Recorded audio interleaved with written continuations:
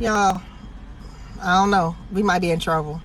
Did y'all see Hulu is about to release a documentary about 94 Freaknik? Yes. 1994 Freaknik. Yes. They are about to release a documentary. So, I'm just, now I've been to several Freakniks. 94 was one that I attended. So I'm just praying that Jesus be a fence. I'm praying that Jesus just be a big, tall privacy fence. That's my prayer this Easter, this Good Friday. That's my prayer. So, I will say this though. Like when they would bring out those video cameras and start recording, I immediately removed myself from the that situation. I never ever was okay with being recorded out there. So so we back here with another edition of F-ya-Motha.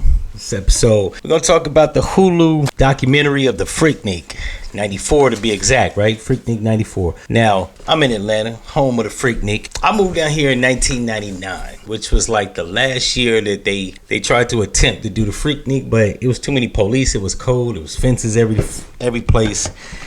It just wasn't the same. I don't know what it was like. As soon as I moved down here, they put the clamp down on that shit. But I heard some war stories about it. I had cousins that came down here in 1993.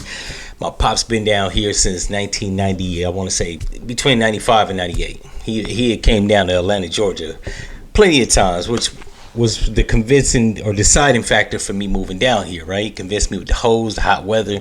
Nigga got tired of being in Ohio where it was cold as fuck. So I moved down here and I heard about Freaknik. I even saw a couple videos. A couple friends that I went to school with had VHS tapes. For all you young generation that don't know what that is, go do your Googles. But I seen a lot of tapes, right? People was talking about it. They either had older family members or themselves were at the Freaknik. Now, I moved down here when I was 15. So why any 15-year-old would have a tape of some hoes twerking half naked is beyond me, but they did. And I heard, like I said, I heard many war stories about Freaknik. So, but now it seems like Hulu is trying to do a documentary series. I guess the exploitation of black people never run out of things to exploit. I don't even know how this was brought up. I don't know whether it was the reprisal of BMF TV series on Stars, where they're showing episodes that were based off in the early to mid 90s, or white people just getting tired of telling white stories, so they feel like, hey, what's a good series of events to exploit from black people? And I think Freaknik came up. Why they decided to start with Freaknik 94 is beyond me, but they're gonna be showing a whole bunch of you old hoes back in action.